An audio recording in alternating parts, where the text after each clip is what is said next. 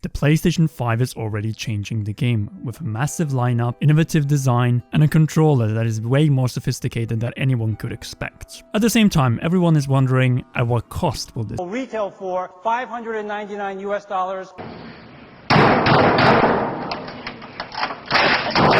Because if there are two things that really matter when it comes to a new console, it is the price point and it is the lineup or numbers of games that we can expect to play within the first year of the launch of the system. In terms of its price, everything has been ranging beginning from $500 all the way up to $700. And naturally, Sony refused to reveal the actual price. They are waiting for Xbox to do the same. Hence, it looks like July will be very interesting, with Sony and Microsoft just sensing what the other one will do. But if we are to believe Albert Penello, a former executive of Xbox, then the price of the PlayStation 5 should not be above $500. We don't know if this applies to the digital version or to the disc version.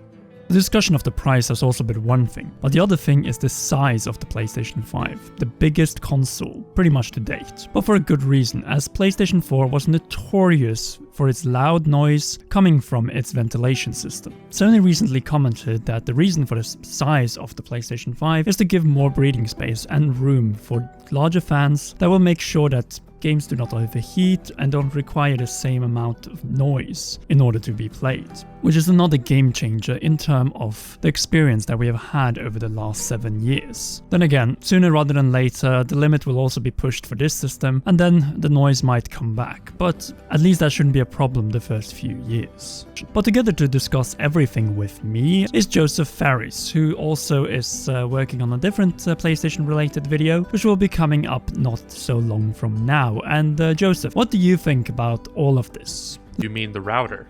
The router, yeah, all the damn memes that thing created. My favorite one's the Mordor, the Eye of Sauron one. There's just so much variety. People have been very, very creative and so on. But personally, I have to say, this is a very sleek, futuristic, and downright next-gen looking system. It really is. It's definitely, I think, a polarizing design, because you have a lot of people going, this thing looks fugly, and a lot of people going, this thing looks great. And I think both camps are right, if you catch my drift, because it's very unconventional. It's a stark contrast to the simplistic designs of the PS4 and the Xbox One when those day one editions were announced. And yeah, it's unique, and they compared the sizes. When you take the disk drive size and compare it to the other consoles, the system's massive too. It's really big. Yeah, it's quite big, but you didn't get the impression of that at first. Yeah. When you looked at it, you thought, okay, this thing is pretty small. But no, obviously a system that is that powerful, it will require some space to include all of those components, SSD drives and so on.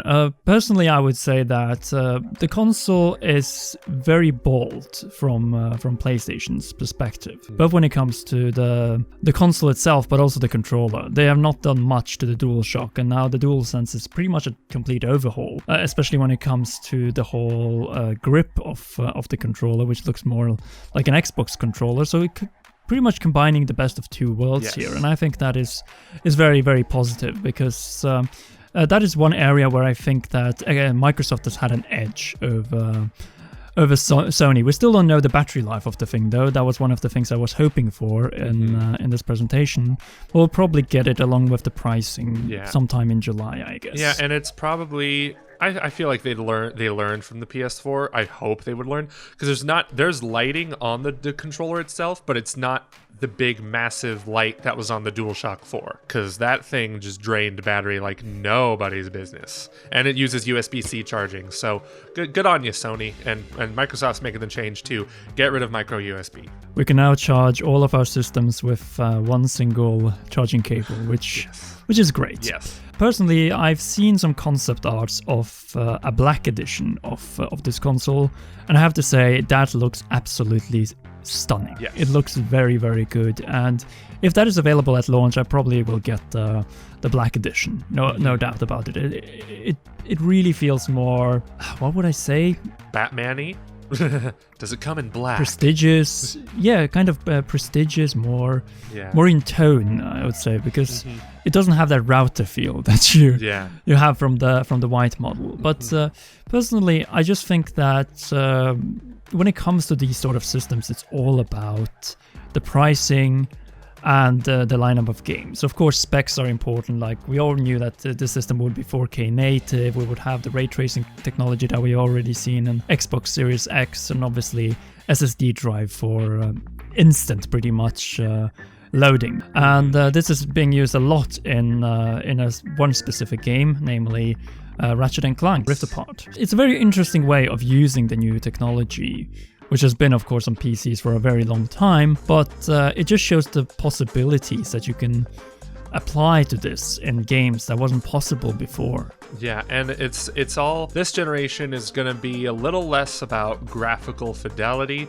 and more about faster loading times. And faster loading times doesn't necessarily mean literally the loading screens will be faster, but you can do the things like Ratchet & Clank Rift Apart is doing, where you're instantly transitioning to a different world in the blink of an eye, and like you're even warping to different parts of the map, and that's really, Insomniac Games is utilizing this in a very unique way from what we're seeing. I think that is the perfect use of the technology, and having a game like that just demonstrating the potential is great. And in the meanwhile, we know that Insomniac is also working on a different game, which is Spider-Man Miles Morales. Well, it's not a sequel, but it's more of an... You could call it an expansion, but it doesn't require the original game.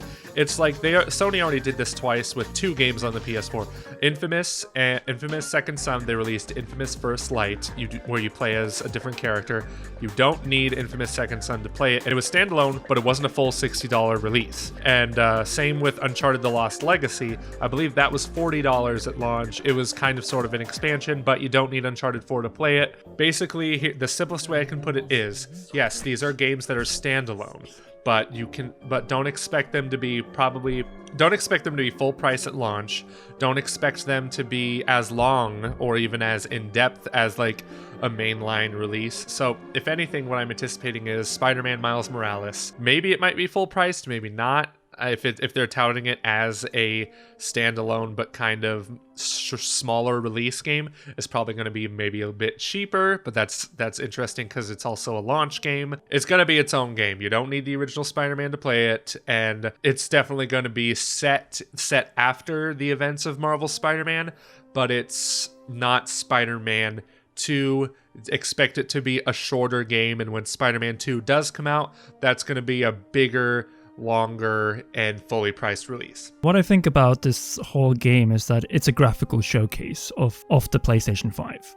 It's a perfect, like, you use an open world environment of sort and just show the graphical fidelity of the PlayStation 5, the improved loading times, which is what all this SSD drive is all about. And who knows, maybe they could do that. Actually, it's good that they have games for launch, because one of the biggest problems that they had with PlayStation 4 was that they lacked games on launch day back in 2013. They had burnt off the best games, like Last of Us, that came out a few months until it came out on PS3, and it would be a few months until it came out on the PS4, and it looked like at one moment we expected the situation to repeat itself again. But no, it looks like they have a solid lineup of games that... Well, the thing is, there's a lot of the games, and this is kind of where my skepticism comes from this presentation, is like most of these games are not confirmed for launch. Like Spider-Man, Miles Morales, like technically none of them are confirmed for launch because they all say holiday 2020 or 2021, but we could assume that the games that are set for holiday 2020 are going to be launch titles, like Spider-Man, Miles Morales. But other than that, I don't think Ratchet & Clank got a release date yet. Sackboy Adventure didn't get a release date, and Horizon Zero Dawn, there's no way that game's coming out on launch. I just don't see it happening. If they were confident in it, they would say that in the thing, but I see that game coming out early next year at the earliest. That's why I'm still kind of like trying to decide if I want to get, obviously the idea for me is to get both at launch, because that's just the kind of person I am. I'm going to get both of these consoles eventually. I would love to get them both at launch, but if I had to pick one, I'm still kind of trying to figure that out, because while this show was undoubtedly better than the last Inside Xbox. Over the years, I think Sony has done a tremendous job with expanding their portfolio of AAA IPs from across the board of their many studios, which they have now pretty much merged together into one PlayStation Studios. And this is something that I think could once again decide this in favor of the PlayStation 5. That is their very strong lineup of exclusive studios that is pretty much almost on the level as Nintendo. Like, we have so many PlayStation exclusive first party games this year, the last couple of years, that it's pretty much comparable to Nintendo, and that is the big strength that I think Microsoft is still struggling to match. What really got me was Kenna and the Bridge of Spirits. My god. And it's like, this is the same studio that made that really awesome animated 3D Majora's Mask film. And what's funny is I didn't even know that when I said, while watching that trailer, I want a next-gen Zelda game to look like this. Perfect blend of stylistic and realistic. And this, it just... PlayStation 5 Digital Edition. I think that GameStop was pretty sweaty when they saw that edition show up. It's thinner, it's less thick. Yeah, it does look better. But man, I just love my physical games too much. It's really going to come down to how much cheaper the digital version is. Oh, unless they're going to balance out the costs by including a bigger SSD in that digital edition. But you would think they'd want to cut costs by just... So even though they didn't show the Long Room at Silent Hill reboot, a different Kojima production game after Death Stranding, of course, it's going to be a while until we see the next Kojima production, but it's going to be on the PlayStation 5. We are likely going to see a Last of Us Part 2, PlayStation 5 port, especially with the review scores that's been coming in. And then we have the classical PlayStation It's aces, as I would say, like Persona or Final Fantasy and the next part of Final Fantasy VII Remake. All games that were not shown, but which we know will eventually hit PlayStation 5 come 2022 and onward. They're already at a better starting point than Microsoft, and the only thing that can really bring them down at this point is a price that is going to be significantly higher and that the console is weaker than the Xbox Series X. But the PlayStation 5 didn't only challenge Microsoft, because I felt with the reveal of Horizon Zero Dawn Forbidden West, exactly, they also threw a curveball at Nintendo, and specifically Breath of the Wild. It's Breath of the Wild sequel. Because the way that world works, implementing some of those dynamics, it really puts up the ante. And also with the storytelling in the original Horizon Zero Dawn, I'm not so sure if the outcome will be the same as it was when Breath of the Wild faced Horizon Zero Dawn back in 2017.